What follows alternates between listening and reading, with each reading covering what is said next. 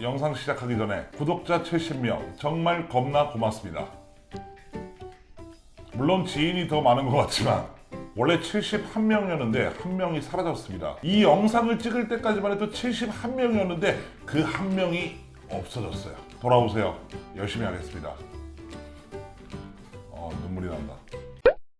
안녕하십니까, 스피치 1타 강사 마선생입니다. 반갑습니다. 저희 학원을 방문해 주시는 분들 중에 10분 중 5명 정도는 발표 공포증의 극복과 개선을 위해서 찾아오고 계십니다. 도대체 이놈의 발표 공포증은 왜 생기게 되어서 사람들의 몸과 마음을 힘들게 하는 걸까요? 손자병법에서 나온 유명한 얘기, 지피지기면 백전백승이다라는 말이 있습니다. 적을 알고 나를 알아야 이길 수 있다라는 이 손자병법의 뜻처럼 오늘 여러분들을 괴롭히고 있는 발표 공포증의 정확한 정체를 알려드리겠습니다.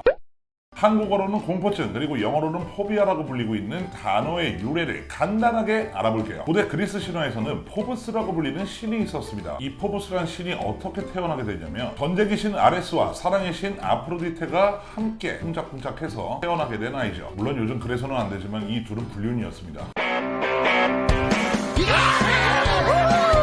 어찌됐든 이렇게 태어난 포버스는 사람들의 감정 중에 공포를 관장하는 신이 됐고요. 우리가 항상 안고 사는 걱정과 불안을 관장하는 신 데이모스와 쌍둥이 관계입니다. 포버스는요, 사람이 느끼는 감정 중에 하나인 공포라는 것을 인격화시킨 신으로서 고소공포증, 환공포증, 해소공포증, 방장공포증, 특정 상황과 대상에 대한 공포증을 느낄 때 포비아라는 단어를 쓰고 있는데요. 그 포비아란 단어의 어원입니다. 이 포비아는 내가 예상하지도 못했던 상황이나 대상, 환경에 따라서 극심한 공포감을 느끼면서 아주 높은 강도의 두려움이나 불쾌감을 느끼면서 그 조건과 상황을 회피하려는 경향을 말합니다. 제가 오늘 말씀드린 이놈의 발표 공포증도 포비아, 즉 불안장애에 포함되는 것으로 옛날 사람들보다 현대인들이 더 많이 느끼게 되는 사회 공포증의 일종입니다.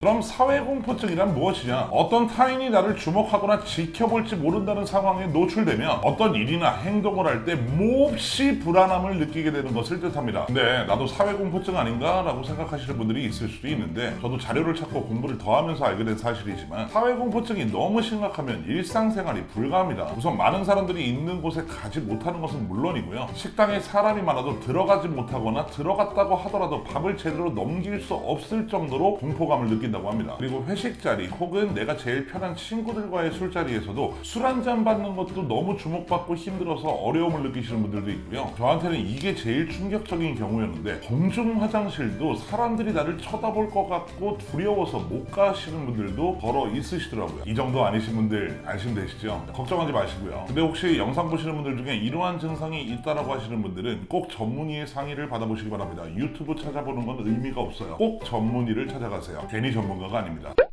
우선 영상을 보시는 분들에게 한 가지 여쭤보겠습니다. 나의 모습을 누군가가 지켜보고 평가한다는 느낌이 든다면 여러분들은 어떠시겠어요? 당연히 불쾌한 기분과 감정이 막 솟아오르지 않겠습니까? 사람들의 시선이 느껴지고 무언가를 평가받는 듯한 그 상황 자체도 죽겠는데 어떻게든 그 상황을 이겨내고 해내야 되는 임무가 주어진다면 여러분들은 어떠시겠습니까? 엄청난 부담을 느끼는 것은 당연한 거고요. 이런 불쾌한 감정에서 빨리 빠져나오고 싶어서 안달이 나지 않겠습니까? 이 상황이 여차저차 잘 넘어갔다고 하더라도 다음번에 이런 상황이 온다면 여러분들을 회피하고 싶지 않겠습니까? 어찌 보면 사람들이 이러한 감정을 느끼는 것은 지극히 당연한 일입니다. 사회공포증이라는 것은 정도의 차이가 있을 뿐이지, 공식적인 자리에서 내가 주목을 받는다든가 상대방의 주목을 받을 수밖에 없는 환경과 상황에 처하게 된다면 전 세계 누구나 인간이라고 불리는 사람들은 불안함을 느낄 수밖에 없습니다. 근데 이 사회공포증이요, 아무것도 안 하면 아무 일도 일어나지 않는 것처럼 여러분들이 활동도 안 하고 사람도 안 만나고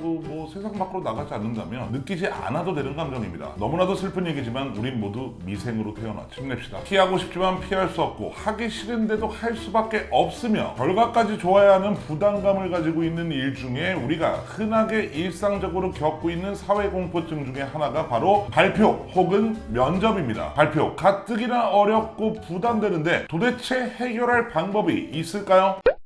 사회공포증 중에 하나인 발표공포, 불안을 느끼는 사람들을 분석해서 심리연구학자들이 4단계에 걸쳐서 분석한 결과가 있습니다. 첫 번째는 예감 단계입니다. 여러분들이 발표나 면접, 보고 등을 준비할 때 느껴지는 불안감을 뜻하죠. 두 번째는 직면 단계입니다. 그 현장에 갔을 때 맞닥뜨려지는 공포와 불안을 뜻합니다. 세 번째는 적응 단계입니다. 발표를 시작하는 순간부터 점점점 최고치를 향해 가는 이 긴장감, 공포, 불안은 중반부로 시간이 흘러감에 따라서 조금씩 편안해지는 현상의 단계입니다. 마지막 네 번째는 여러분들이 가장 좋아하는 해방 단계입니다. 발표가 끝나고 난 뒤 끝났다 라고 느껴지는 해방감이죠. 그리고 나서 여러분들은 꼭 하나를 덧붙이죠. 내가 다시 하나 봐라. 근데 발표를 한 번도 안 해보신 분들이라고 할지라도 이 4단계를 한 번씩은 겪어봤을 겁니다. 우리가 흔하게 겪는 상황, 달리기에 한번 이 4단계를 적용시켜보면 1단계 예감 단계죠. 달리기 전에 이길 수 있을까? 발목이 너무 아픈 것 같은데 나 연습 제대로 못했는데 바톤을 제대로 받을 수 있을까? 넘어져서 창피한 거 아니야? 와 진짜 꼴찌하면 어떡하지? 이런 예감 단계를 지나면서 여러분들이 달리기 출발선상에 서서 느껴지는 극도의 흥분과 긴장감과 더불어 나오는 공포와 불안, 이것을 직면 단계라고 할 수 있죠. 총소리가 들리고 시작되는 달리기에서 시작 신호가 시작되는 순간 처음 스타트 때 느꼈던 불안감은 어디 온데간데 없어지고요. 중후반부로 치닫으면서 목표 지점이 보이기 시작하고 자신에게 집중되는 느낌을 받을 수 있는 게 적응 단계입니다. 4단계 해방 단계는 여러분들이 달리기의 끝에서 피니시 라인을 넘고 자연스럽게 등수가 매겨지게 되고 끝났다는 안도의 한숨과 더불어서 헐떡거리는 숨이 안정되고 편안해지는 마음을 뜻합니다. 발표 불안이나 공포에서 느끼는 4단계를 달리기에 똑같이 적용해봤는데 어떠십니까? 어차피 우리가 느끼는 공포나 불안감이라는 감정은 결국 발표나 달리기, 면접, 보고, 회의 등등 상황에 따른 분류의 차이만 있을 뿐이지 내가 느끼는 공포와 불안이라는 요소는 똑같은 녀석들이라는 거죠.